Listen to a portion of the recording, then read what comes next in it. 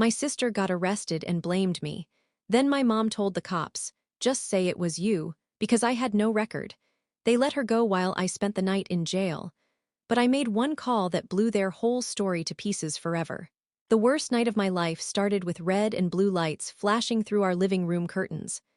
I remember sitting on the couch, barefoot, just watching as two cops walked my sister, Amanda, out the front door in handcuffs. She was crying, mascara streaked down her face, mumbling something about "it's not mine." It didn't even register at first what was happening. Then one of the officers turned toward me and said, "We'll need you to come with us too." Apparently, when they searched Amanda's car, they found a small bag of pills, something that didn't look like it came from a pharmacy. She told them the car was shared, that I sometimes drove it too, that maybe it wasn't hers. She didn't outright say it was mine, but she didn't deny it either. I was confused, angry, and mostly scared. My mom was pacing behind the cops, hands shaking, and when Amanda looked at her, my mom said something that burned into my brain forever. She said, "Just say it was you, honey. You don't have a record. It'll be easier for everyone." I froze. Did she really just say that? Before I could even respond, one of the officers took me by the arm and guided me outside. Amanda was already sitting in the cruiser, watching me through the back window with this blank, guilty face. I got read my rights. I felt like my whole world was suddenly upside down. At the station, they put me in holding. No phone, no idea what was going on. I kept thinking my mom would clear it up, that she'd call and tell them there'd been a mistake. Hours passed. Nothing. Finally, when I got my one phone call, I didn't call my mom. I didn't call a lawyer either. I called someone else, someone who owed me a favor, someone who knew exactly how to prove my innocence. And that one call, it didn't just clear my name. It destroyed both my sisters' and my mom's lives in a way they never saw coming. Amanda was always the golden child. 2 years older, prettier, louder, the one everyone seemed to root for. When we were kids, I used to cover for her when she skipped school or came home late. Mom always said, "She's just going through a phase." But that phase lasted well into her 20s. By the time she was 25, Amanda was living back at home after losing her job at a dental office. I was 23, working 2 jobs, one at a mechanic's shop and one bartending at night, trying to save enough to move out. Every time I came home, she was on the couch, scrolling on her phone or yelling at Mom about something stupid. Then she started hanging out with this guy named Kyle. He was one of those people who never worked, but somehow always had money. The kind of guy who called people bro too much and drove a beat-up Mustang that sounded like it was about to explode. I told her he was trouble. She laughed and said I was jealous. The first time I found something weird was when I borrowed her car to pick up a shift at the bar. There was a small folded baggie under the driver's seat, not pills, just some powder. I put it in a napkin, walked inside, and threw it straight in the trash. I never mentioned it. I just wanted to believe it wasn't what it looked like. 2 weeks before the arrest, Amanda got pulled over for speeding. She came home furious, saying the cop was profiling her. Later, I noticed the ticket was written for expired registration, not speeding. I offered to help her pay it, but she said she'd handle it. What I didn't know then was that the cop had also flagged her license plate. That's why they came back that night. When they showed up, I thought it was just some misunderstanding, maybe an unpaid ticket or something minor. But when they said possession with intent, my stomach dropped. And when Mom told her to pin it on me, that's when I realized this wasn't about bad luck. This was about survival, Amanda's survival and Mom's too. Because, as I'd find out later, they weren't just trying to keep her out of trouble. They were trying to protect something much bigger. I didn't sleep that night in holding. I just sat on the hard bench, replaying everything.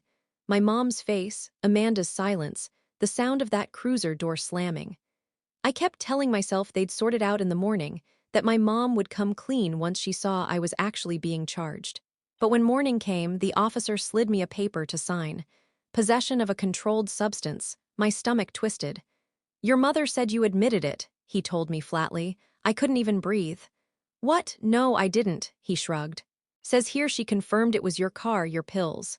My car? The car wasn't even mine. It was Amanda's. I just used it sometimes because mine was in the shop. By then I realized it wasn't a misunderstanding. They had actually framed me. They must have thought it would be easier for me to take the fall, no record, stable job, the responsible one. Amanda would walk away clean. Mom would keep pretending her favorite kid was still perfect. When they finally let me make that call, I didn't waste it. I called my friend Nate. He worked part-time at the same mechanic shop as me, and he'd helped me install a dashcam in Amanda's car months earlier. She didn't even know it was there because I'd hidden it behind the rearview mirror when I was testing the setup. "Nate," I whispered, "I need you to do something. Go to the shop, pull the dashcam footage from Amanda's Civic. Check the last few days, anything suspicious, especially last night." He didn't even ask why. "Got it," he said. A few hours later, a detective came in. "You're being released," he said. Charges dropped. I walked out into the sunlight, dizzy and shaking, and there they were, Mom and Amanda, standing by the parking lot like they'd done me a favor. Mom smiled awkwardly. "See, it's all fine now. Just a misunderstanding." Amanda didn't say a word. She couldn't even look me in the eye. But what they didn't know was that Nate had already texted me a single line before I walked out of the station. "Bro, you need to see this footage, it's bad." I didn't go home that night. I went straight to Nate's apartment. And when we pressed play on that video, the truth about what really happened before the cops showed up made everything snap into horrifying focus. The dashcam footage started at 7:42 p.m. the night before the arrest. Amanda was driving, and Kyle was in the passenger seat.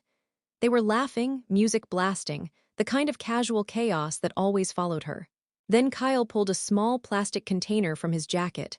Pills. He started counting them. Amanda asked, "That's all of it?" He nodded. Then she said something that made my stomach twist. "We'll drop half at my mom's, the rest tomorrow."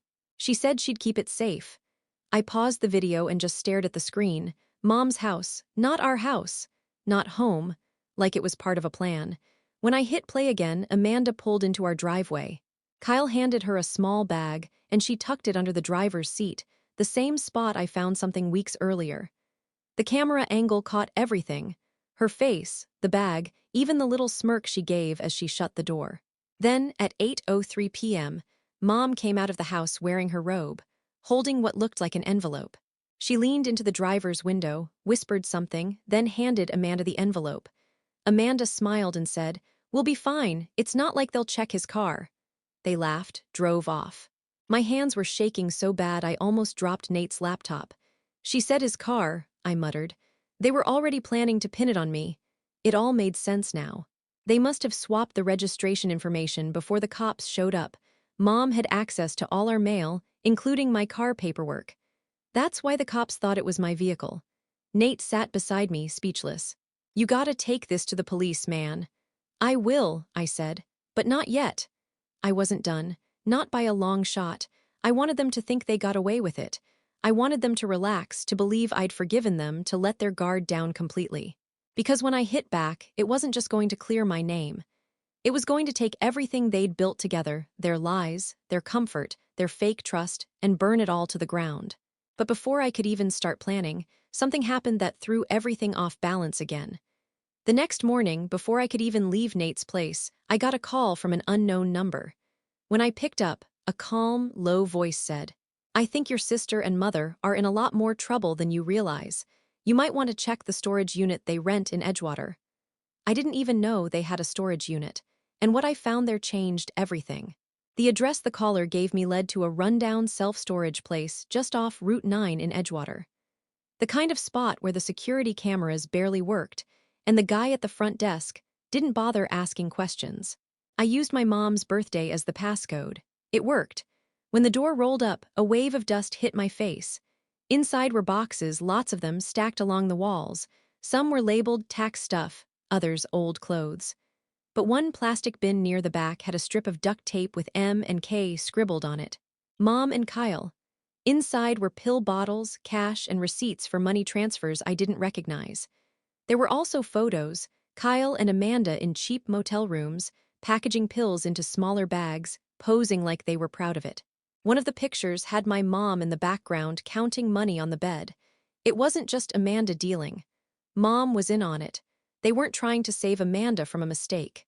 They were running an entire small-time drug operation and used me as the scapegoat when things got too close.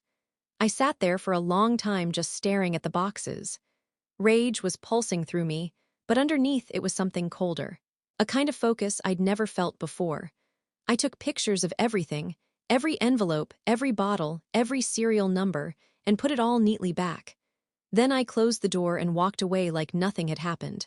That night, I came home for the first time since the arrest. Mom was in the kitchen pretending to make dinner. Amanda was scrolling on her phone at the table. They both froze when they saw me. "You okay, honey?" Mom asked, like she hadn't just sent me to jail. "Yeah," I said, forcing a smile. "I just want to move past it." She relaxed instantly. "Good," she said. "We all make mistakes." Amanda didn't say a word. Just smirked. That's when I knew I had them exactly where I wanted them. Over the next week, I played the part, helpful, quiet, forgiving. Meanwhile, I started collecting everything I needed. Copies of their mail, screenshots of messages on Amanda's phone. She left it unlocked a lot. And even an audio recording of a conversation they had in the kitchen where Mom said, "He's not dumb, but he's loyal. He won't turn on family." They were wrong. I didn't plan to go to the cops right away. I had something better in mind, something that would make sure they didn't just get arrested but humiliated. And right when I was ready to pull the trigger, I got hit with something I didn't see coming, a second betrayal. Because someone I trusted, someone who had helped me, wasn't who they said they were. And that twist nearly blew my plan apart before it even started. I thought I had allies. Nate was the obvious one, my friend since high school, the guy who taught me how to change my oil, and who'd let me crash on his couch more times than I can count. He'd risked his job pulling that dashcam footage for me. He'd texted me before I even left the station. "Bro, you need to see this." I'd trusted him the way you trust people who have seen you at your worst.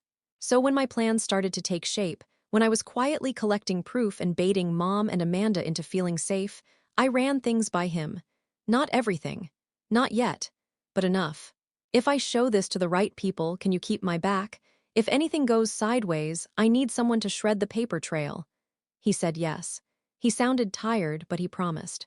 I should have noticed the weird calls, the texts that would vanish. The one time I asked him to meet me at the mechanic shop at 10 p.m., he said he was busy. "Family emergency," he texted, and I let it slide. I was building a case. I had boxes of evidence at a storage unit. I was the one on the wire, not him. A week later, I woke up to a swarm of messages, screenshots, voice notes, a forwarded email from a detective. My stomach dropped before I even opened them. The detective's email was polite, almost clinical. They'd reopened an inquiry into the storage unit, citing an anonymous tip. It named the unit number. It named the addresses. It listed several serial numbers found in boxes and attached photos that I recognized, my photos. I called Nate. He didn't answer. I texted. He read it and didn't reply. That's when I got the call from an unknown number again, the same calm voice from before. "You should stop digging," they said. "You're making this worse." I asked who it was. Silence. Then, "Think about who helped you get that dashcam footage." It hit me like a punch. The dashcam, Nate had pulled it. He'd accessed the storage unit footage on my behalf. He knew way more than I'd ever told him. I'd given him enough to be dangerous. I had trusted him to have my back, and now someone was using things I had shown him. I raced to Nate's apartment. The door was open. The place looked like someone had been searching for something, drawers pulled out, papers on the floor. His laptop was on, the browser open to a scrolling thread of messages between him and someone, labeled only as K. The messages were short, transactional. "Got it," gave him timeline, he'll act. "Keep me posted. Cash when done." K was Kyle, not some coded name, Kyle. My hands were shaking so bad I almost dropped Nate's laptop. There were logs too. Timestamps of when the dashcam footage was accessed, when it was copied, when it was uploaded to a private cloud. Nate had done more than pull footage. He duplicated my proof and handed it over. I wanted to scream. I wanted to punch something. Instead, I found the only thing Nate hadn't cleared. A single burned flash drive shoved behind a stack of beer cans. I pulled it out, shoved it in my pocket, and left without turning back. On my phone, a new message from Amanda popped up. "You should stop looking, idiot. You're going to ruin everything." It was the kind of smug, careless message that only someone who thought they still had control would send. When I flashed the drive at home, my stomach dropped again. It wasn't just my dashcam footage. It had copies of the storage unit photos I hadn't taken. It had a folder labeled Backup Mom, full of bank transfer screenshots and names I didn't recognize. Someone had been building their own backup of my evidence for a while. The worst part, there was an audio file with a voice I'd never expected to hear on it. Nate on a phone call saying, "He's suspicious. We'll make sure it goes back to him. Family comes first, right?" Then a laugh and the rustle of a bag. I replayed it until my head hurt. Nate had betrayed me. Not for money, not just money. He'd been protecting someone, maybe Kyle, maybe Mom, maybe both. And worse, he'd given them the map to everything I'd been collecting. I felt like the rug had been ripped out from under me.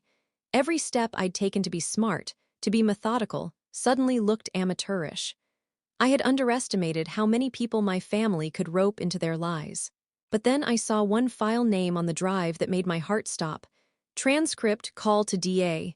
Whoever had this had contacted the district attorney already. They were one step ahead. I could fold. I could run. Or I could use what Nate left behind. There was still one move nobody had expected, one call I hadn't made yet, that could blow the whole thing open. And this time, if I pulled it off, there would be no coming back for them. I never wanted to think my mother was capable of choosing cash over one of her kids. But when I finally sat down with the files from Nate's flash drive and the receipts from the storage unit, the pattern wasn't sloppy or desperate. It was cold, deliberate, and very, very old. Mom wasn't doing this to keep Amanda out of trouble. She was doing it to keep a life. Not a "we're about to lose the house" life, a life of quiet, grown-up vanity. The receipts traced back 3 years. Wire transfers to an investment account in Wyoming. Consulting fees to shell companies. Monthly deposits with labels like marketing and vendor. The motel photos and the motel receipts. They matched dates when a paid sitter would say the girls were at a school play or a sleepover. The pills, one revenue stream. Cash off the books, coming from a small opioid pipeline that Kyle and Amanda packed and moved. Mom handled the money, the quiet logistics, and most importantly, the paperwork that made everything look like family errands. Why? Because Mom had a second life she had been feeding for years. A facade of respectability in the PTA, a small rental property she kept pristine, a bank account that let her travel to Florida in winter and take expensive cooking classes. She'd spent decades cultivating that image, and it had become her religion. The money from Kyle's operation wasn't for groceries. It was for permission to be the kind of mom people envied, to never look like the one who failed. She had learned that if she presented Amanda as the golden kid and me as the responsible one, she could manipulate the narrative when things got rough. The receipts also showed something else. Debt. Massive, but not gambling, tax debt. Not her own, but to a man who had quietly lent her money years ago to keep the property from foreclosure. The man was the silent landlord for half the county, a guy who liked quiet favors in return. He'd started small, a loan to cover an unexpected expense. Then the payments began. Collection fee, account maintenance, 5-figure sums that only a new, steady income could cover.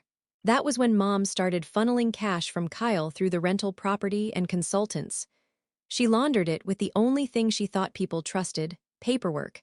When the cops knocked that night, it wasn't the first close call. There had been near misses, a routine traffic stop, a neighbor asking questions, and each time, Mom tightened the screws. She'd convinced herself she could outsmart anything that looked like trouble because she was smart, because she knew how to call the right people, because she had friends who vouched for her at the school bake sale. But the ring of men collecting payments got impatient. The debt collectors started talking about collateral. That's when Mom did the math and picked the kid with no record. It wasn't love. It wasn't protectiveness. It was a cold, profit-driven calculation. Blame me if it kept the men away from her house. Frame me if it bought another month before the payments were due. She looked at my clean record and saw liquidity. She looked at Amanda's desperation and saw supply. She looked at me and saw a ledger entry, use when necessary. I replayed the audio where she'd said, "He's loyal, he won't turn on family." The words hit like a confession. Not a hope, a plan. That was the thing that froze me. She had rehearsed this. She had planned contingencies. She had already decided I was expendable in the ledger of her life. What chilled me worst was how ordinary it all was on paper. Tax forms, escrow checks, signed receipts. Things you could show a judge and say, "See." It wasn't about me at all. It was about her empire of small comforts and one big lie. When I sat back, the house felt foreign.